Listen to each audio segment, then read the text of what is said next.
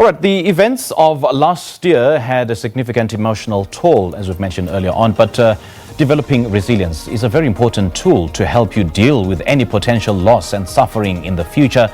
Between the lived reality of COVID-19, it has created reasons to feel sad, stressed, anxious and depressed.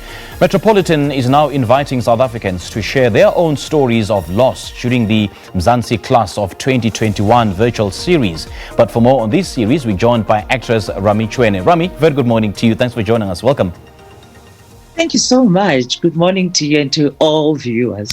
There you are. Very good morning to you. Great having you on the show. Now, the year 2021, it suffices to mention, Rami, started off on a very bad footing with the president moving the country from alert level 5 to level 3 with so many restrictions on movements and there's so many deaths of our loved ones. And it's now hitting home that coronavirus is real as we lose the people that we know and very close to. And so many people have written off the year 21 already. Are you one of those? No, I'm not actually, but you're quite right when you say we have suffered a lot of loss. I mean, I've had a couple of deaths in the family since that festive period, and everything was so quick, so sudden.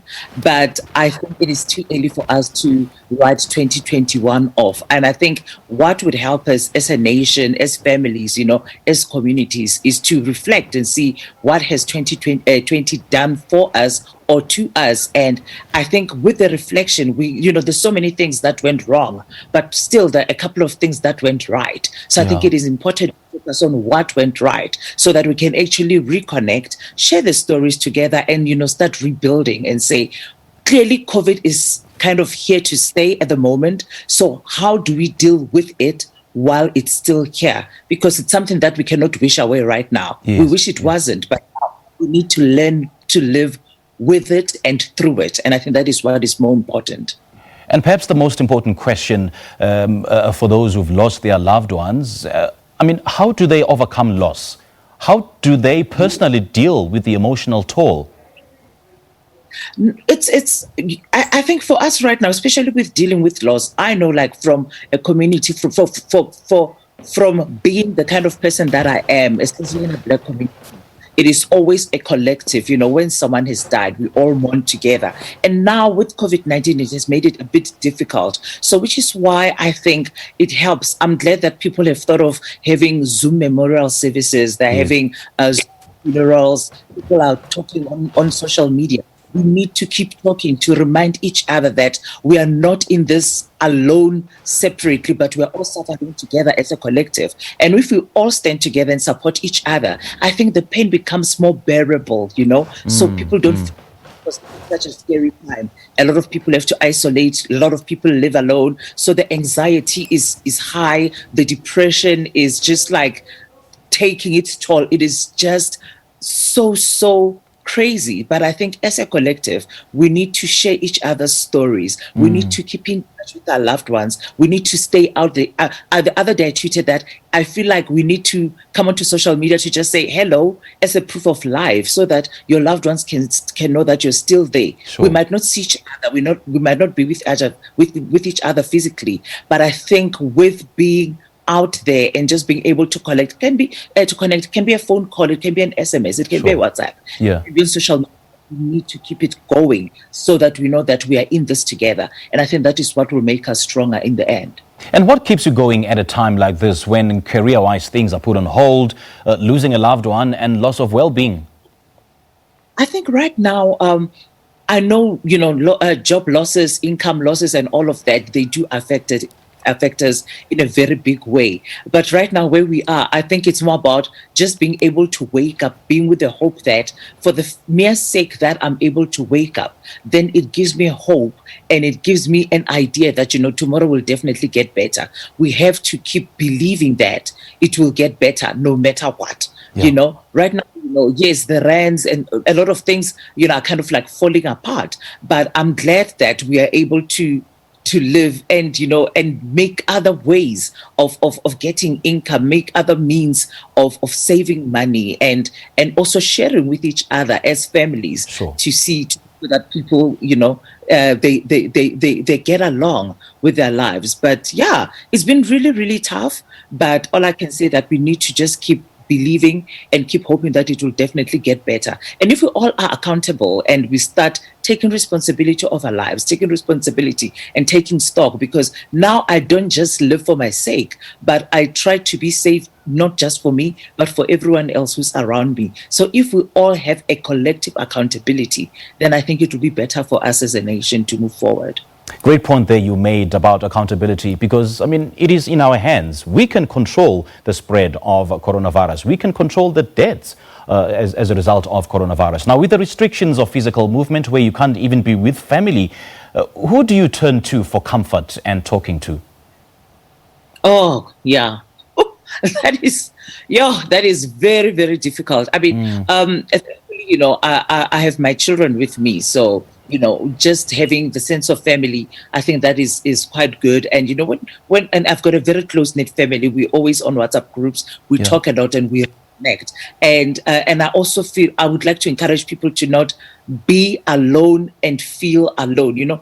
Having time alone is good, but being lonely is another. So I encourage people to find people who used to make me happy, connect, reach out.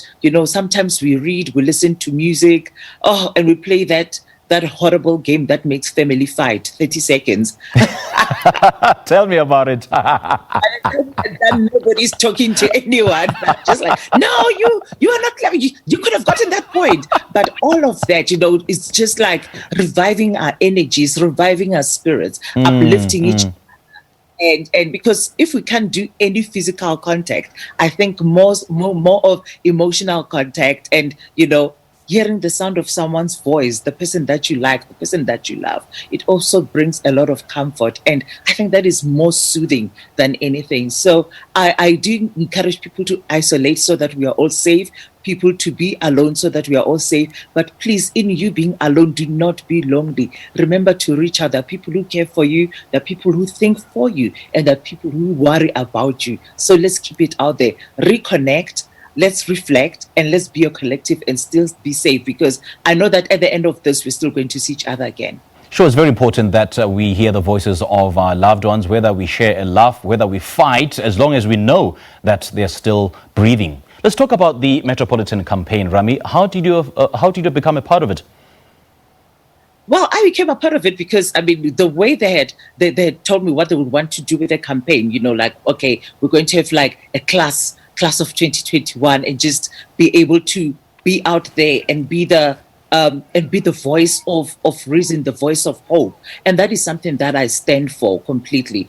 I feel that being a positive person, being a positive change in a not so positive environment, it's something that is important. We all need that. And it really resonated with me that we still need to find the good even in the bad. We still need to find the things that, even in the loss, when things have been lost in the fire, people still go out when the fire is out and see what is it that can be rescued out of the fire. And I believe that's what the campaign is all about. We reflect on loss, we reflect on all the things that have disappeared in our lives. But even in those, in the midst of the loss, if we look clearly, there's still a lot of things that are worth saving. And that's what we need to focus on. I think that's what the campaign is all about, that we will still strive to push, still strive to win, still strive to live, and still choose to live in hope, knowing that there is a brighter tomorrow. So I think that's what made the campaign for me, quickly jump onto it, because I think it resonates with what I believe in and what I stand for. And how have you encouraged others around you to deal with loss? Encouraging people to deal with loss is, I think more than anything, I know when you've lost someone, it's at that moment, it's all about, I have lost someone, but being able to reflect on all the good memories that you have shared, having had an opportunity to get to know someone, getting to love someone, to live with someone, to be a parent to someone or be a child to someone. You've shared a life that even even death can never erase. So there is more to it. Then you will also realize that even after death, there is still life, because there is so much to think about. There is so much to reminisce about. There is so much to reflect on. There's so much to carry with you, with a life that you've shared with someone, that death itself cannot quickly just erase those things from you. So we find comfort in knowing that we have had an opportunity to share a life with someone. Even when they're not there, you still remember the good times, you still remember the memories, and those are the things that helps you carry over, that helps you heal. Yes, it is painful, it hurts, but the cracks are filled with the beacon of light that there was a life that was shared with someone. And I think that's what happens with loss. Ah, such heartwarming words there, Rami.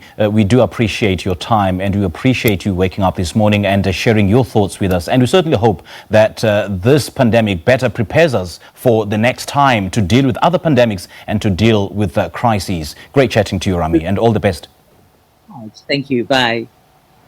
Well, when you lose someone or something very precious to you, I mean, the grief can be so intense, with pain, sad memories and unanswered questions. Why me? And Metropolitan now invites South Africans to talk, just share their stories of loss in the year 2020 and 2021. We just spoke to actress and who's also one of the campaign members, Rami Chuene. It is 8 o'clock. Let's take a look at the top stories.